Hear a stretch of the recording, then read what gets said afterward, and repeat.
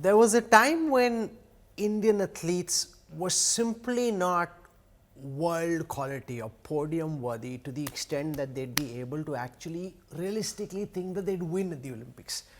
Make no mistake, ladies and gentlemen, this time more than a dozen of our athletes had a very real chance of actually winning, and I'm only talking about those events which have already happened.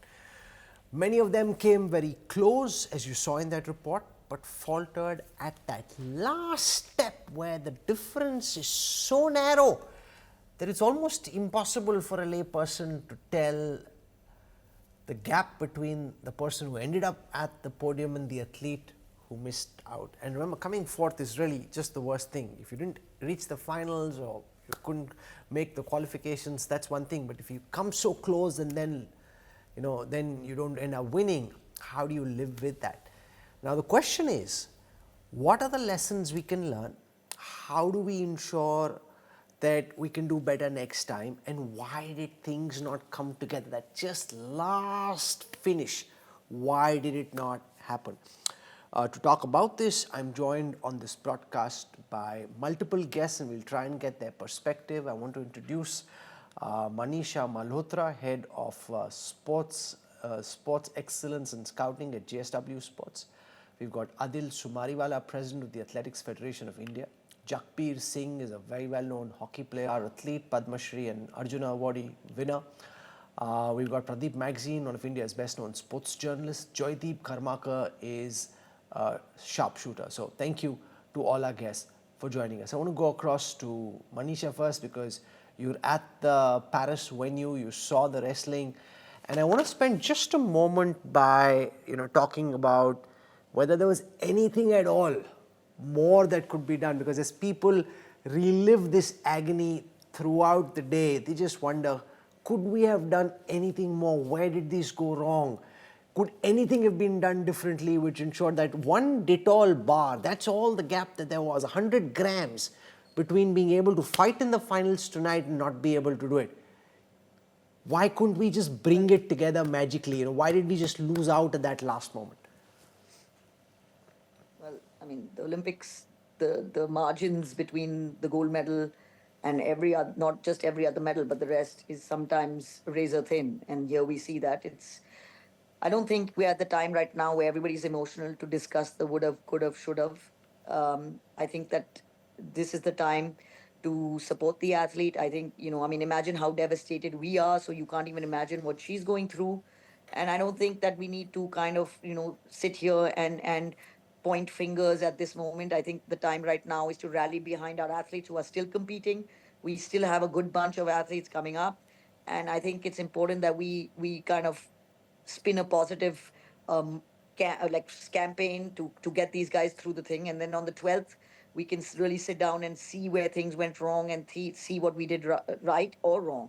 I mean, there's a lot that's gone right. She's made the 50 kilograms the day before, so sometimes your body just does not respond to weight cuts as needed, and that's the unfortunate part of what has happened. And yeah, I mean, it's really difficult for anybody to kind of express the disappointment that we all have right now.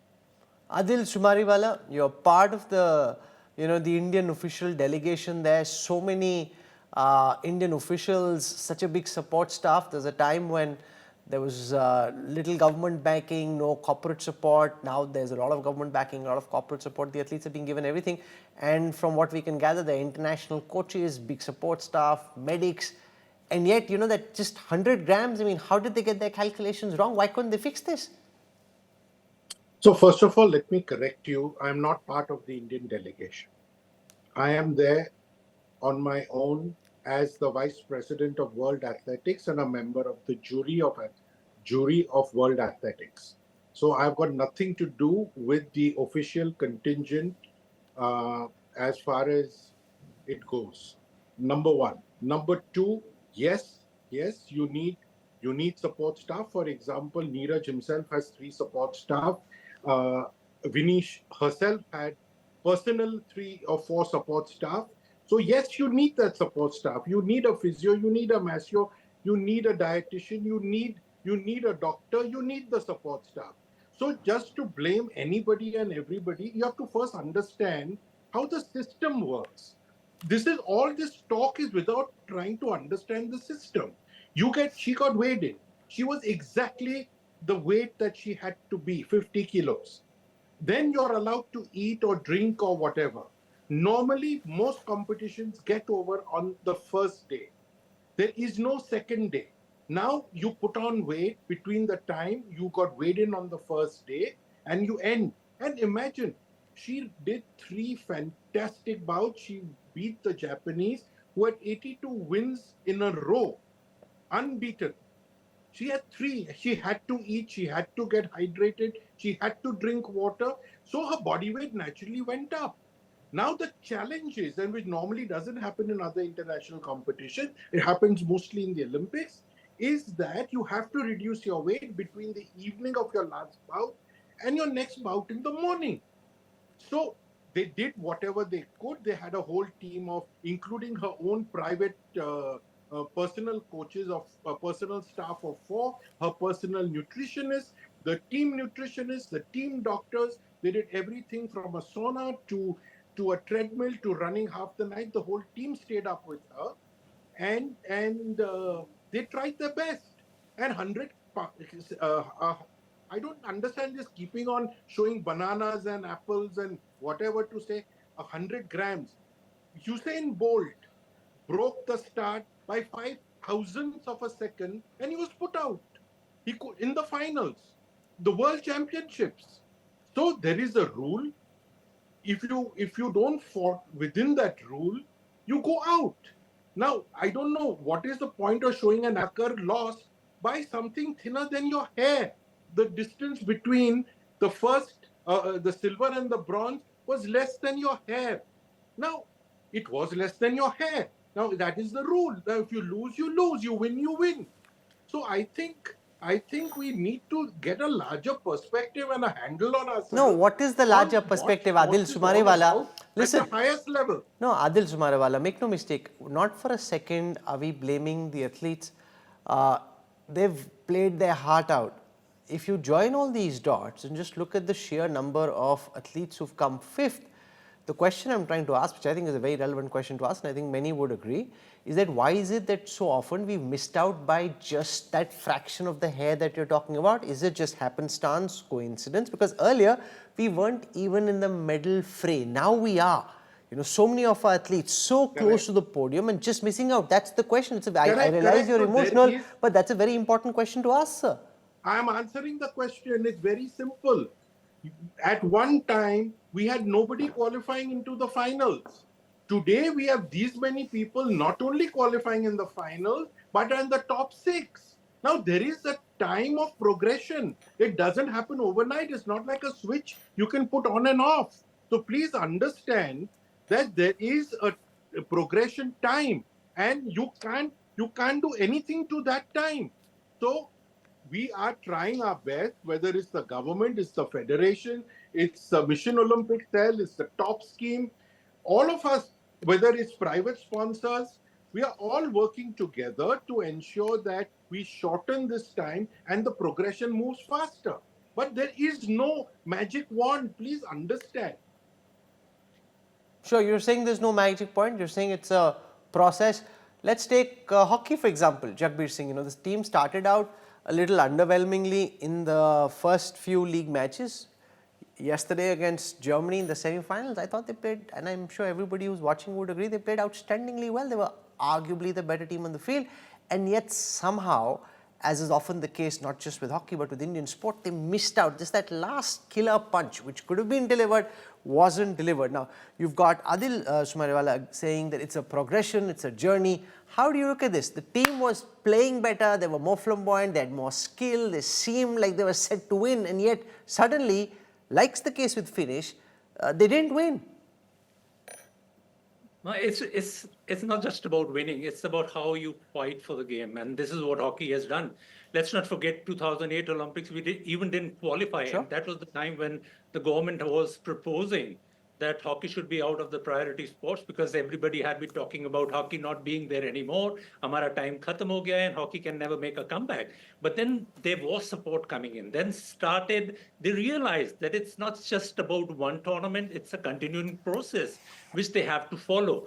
And honestly, sports in India have actually started on a scientific note from 2010 Commonwealth Games preparations in India.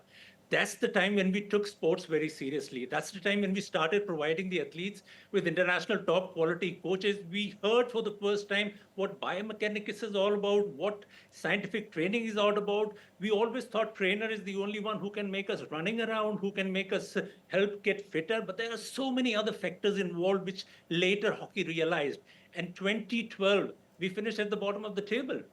Everybody said no chance for hockey to come back. And now this is the second consecutive time we are into the semi-finals.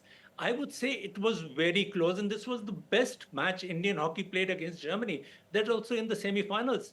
There are 3 European teams already qualified in the semi-final. There is always 2 European teams playing in the semi-finals. Australia, always there, but this is the first time India has challenged them. So I would take half glass full and not empty No, at any you know, as a huge fan of all Indian athletics and especially hockey, and I care for it much more than I do for cricket, I am delighted with the way that they fought. I'm trying to understand that little glass empty which is still there. The half full, I love. Everyone loves. I'm saying the glass that's half empty, how do we fill that? I'll tell you how. What we get as youngsters into coaching or scientific support, which we all talk about, is at a later stage when you join the national training camps. It is when we talk about tops. It is when we talk about all the facilities being given to the national probables, expecting immediate medals. Let's start from the grassroots level. Let's give them the top quality coaches. Let's give them the quality which is required to bring quality results. We always want shortcuts. It doesn't happen. It can never happen in a sport. I remember Belgium in 2009. They stood no way. They had no chance even for qualifying for the Olympics. And now look at them. They are so consistent in their performance. They've been challenging every top teams. They won the World Cup. They won the Olympic Games. And on the other side, if you look at Argentina, 2016 Olympic gold medalist, they are not able to follow that. But luckily, now it's time that India has to realize that sports has to be a way of life. It cannot be brought in temporarily just before the major tournaments. The government is doing extremely well. The federations are doing what best they can with the limited funds available. There are not many sponsors coming in other sports. Hockey is very fortunate that we have Odisha state sponsoring them for a long period. That confidence has to come in the state federations. It has to come in the district federations. Also, the financial support has to come at the national level. Let's forget about the juniors, sub-juniors, and the grassroots, where there is no money, there is no support. Teams are struggling. I would say it's high time. A calendar program has to start from the grassroots, from the pre-adolescent stage. That's where the Okay, sport you're will saying start. start supporting them much earlier, give them international coaches and support from a younger age than they do at this moment. Joydeep Karmakar, let's take shooting. Sure, Manu Bhakar won 2 bronzes. I mean, she herself was in line for silver on at least 2 of her events, missed out in the 25-meter pistol. A lot of other athletes like Arjun Butata seemed set, heading towards silver, missed out just by that narrowest fraction. Is this just bad luck? Why couldn't we land that one final blow?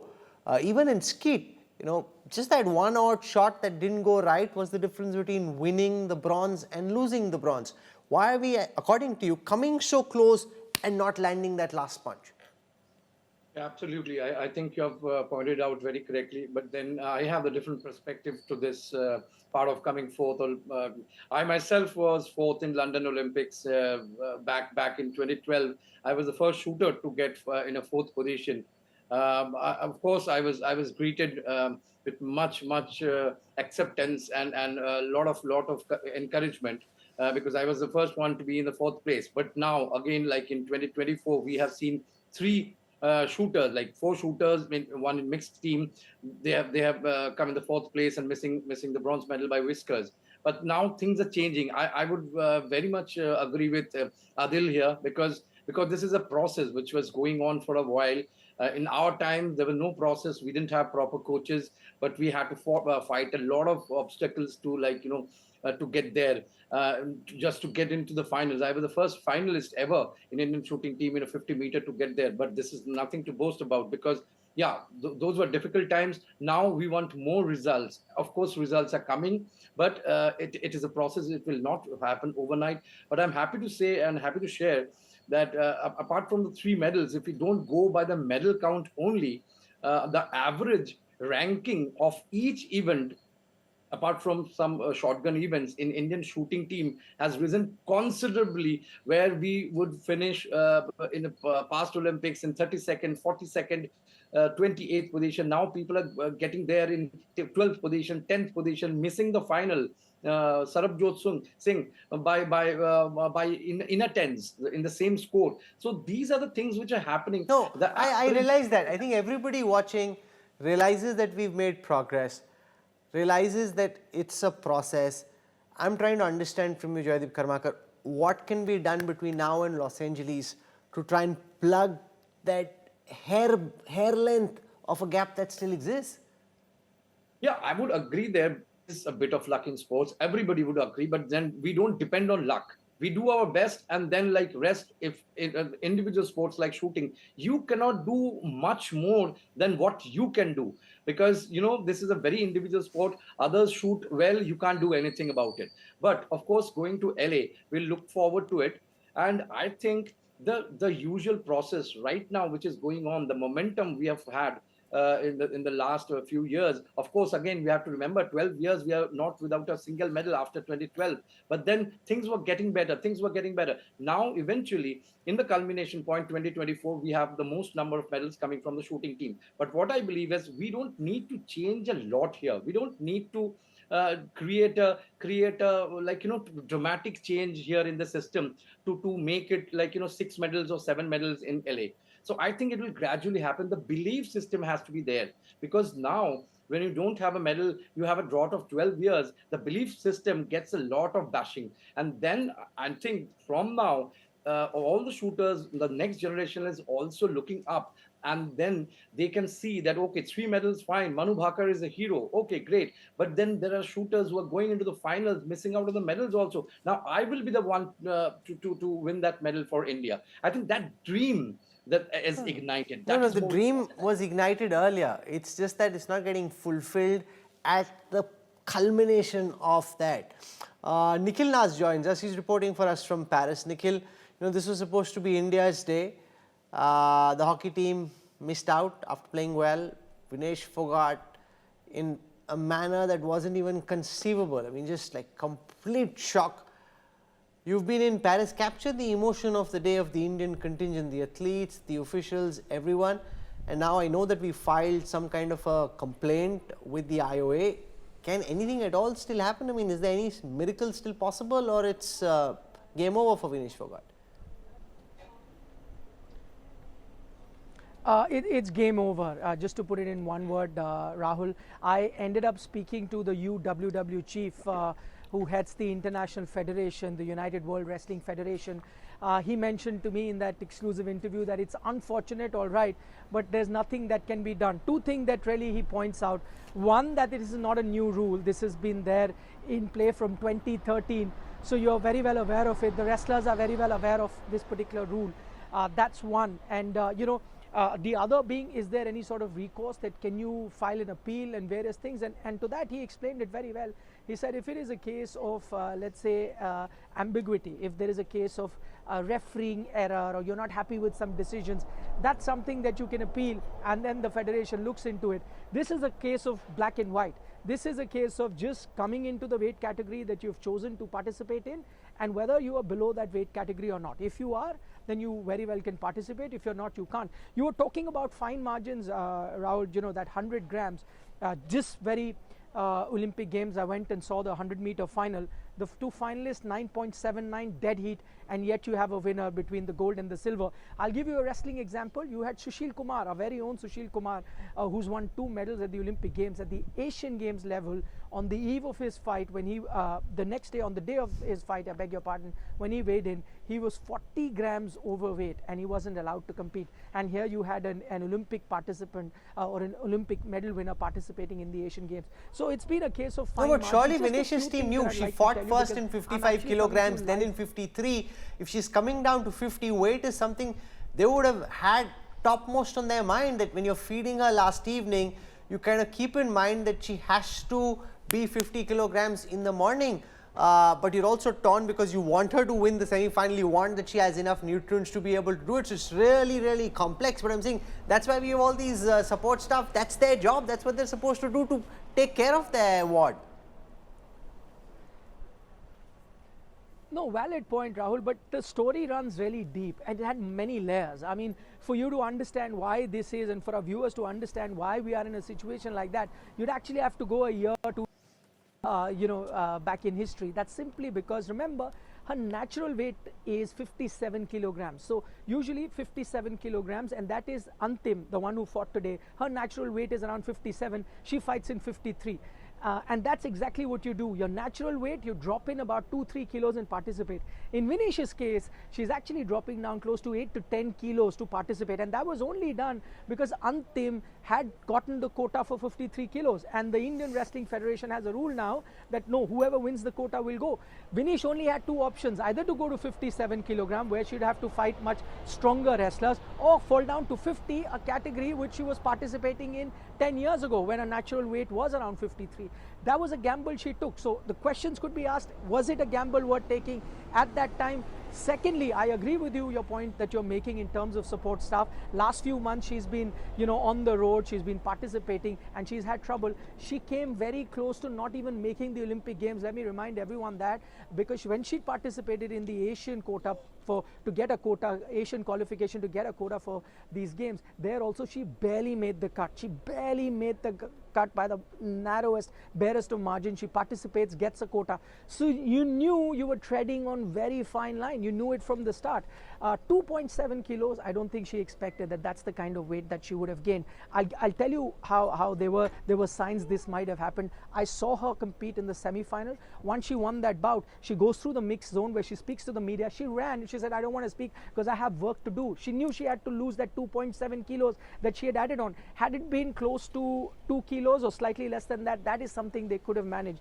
But if I tell you, Rahul, and that'll take me another 5 minutes, I don't think you have time, but if I was to tell you the manner or the means that are employed by boxers and wrestlers to cut down that weight at the last moment, that's another story in itself. Forget about eating. They don't even drink water leading up into that 24-48 hours. They are competing. They can see water. They can see food. Carbohydrates, they cut back 2 weeks in advance.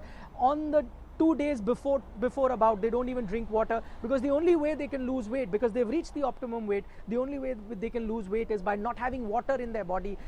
It reached the stage with Vinesh where if she wanted to cry, she couldn't have tears coming out because there was no water left. If she wanted to sweat, there was no sweat left. There was no water left in her body. That's the extreme level that she had reached. And unfortunately, that's the life that most wrestlers and boxers have to live at the moment. It's really, really terrible. Krishna Poonia, you're a champion discus thrower. Track and field still left. We've got our champion Neeraj Chopra in the fray. He could lift 1 billion hearts. But your sense of what we've been discussing, coming so near and yet missing out at that very last stage. Why do you think that's happening? How can we fix it?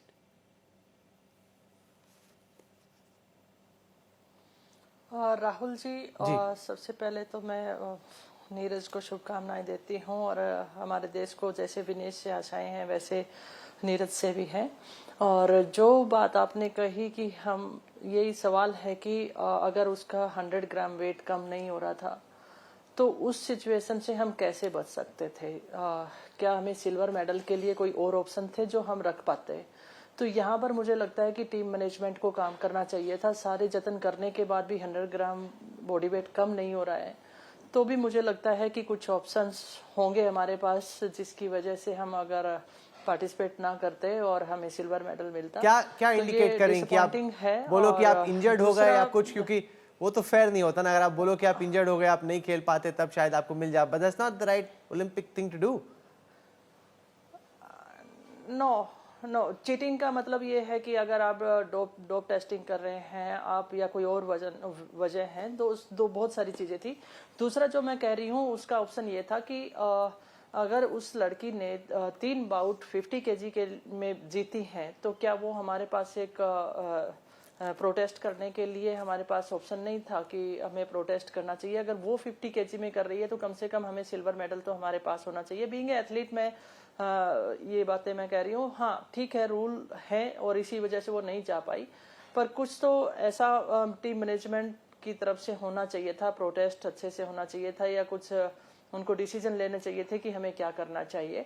और दूसरा मैं ये कहना चाहूँगी कि कोई भी athlete जब पार्टिसिपेट कर रहा है तो उसे सिर्फ मेडल दिखता है, बाकी चीज़ें मैनेज नहीं कर सकता है। हो सकता है उसकी डाइट का कोई फ़र्क पड़ा हो, हम वो सारा काम स्पोर्टिंग जो टीम है उसका रहता है। तो जब भी कोई एथलीट इतने बड़े इंटरनेशनल लेवल पे, जैसे बात की जा रही है कि उसका नॉर्मल वेट है 57 केजी है और वो 50 केजी में पार्टिसिपेट कर रही है, 57 केजी में वो पार्टिसिपेट 53 में जब वो करती रही है तो 57 था, लेकिन ये नहीं था कि वो सिर्फ एक महीने में ही 50 केजी में लड़ रही है, वो इसके लिए भी 1.5-2 साल से ट्राई कर रही है ना। तो इसलिए मैं कह सकती हूँ कि उसे भी इस चीज का ध्यान था। पर last time Pradeep Magzi, Krishna Poonia says we could have and we should have done more. You've tracked so many Olympics. Was there anything else that we could have done conceivable? Register protests, ensure that she gets the silver some way or the other? Well, I think we couldn't have done anything because the rules are rules, and as Nikhil also said, the Wrestling Federation president said they are bound to follow the rules. So I don't think we lacked that effort not to try her getting onto the podium or saying that okay, give her silver, even if she's overweight, because she has won her medals or she had won her bouts legitimately. She was below 50 kgs or at 50 kgs when she fought. But leaving that aside, I think you're forgetting one important question. What's wrong with Indian sports? I'll tell you, Vinesh, all that she went through, if she had the courage, the guts, the temperament, the technique to win India a gold medal, she was struggling on the streets of India, protesting that the federation president was sexually harassing the athletes. What did we do? Nothing. The Wrestling Federation of India, Brij Bhushan's brother or son, they are there. She, despite against all odds, she realized that it was her dream to win a medal in Olympics. She cut down on her weight. She changed her weight category. As everyone says, she was 56, 57, fighting in 53. She went down to 50 because she couldn't get the qualification for her main weight category.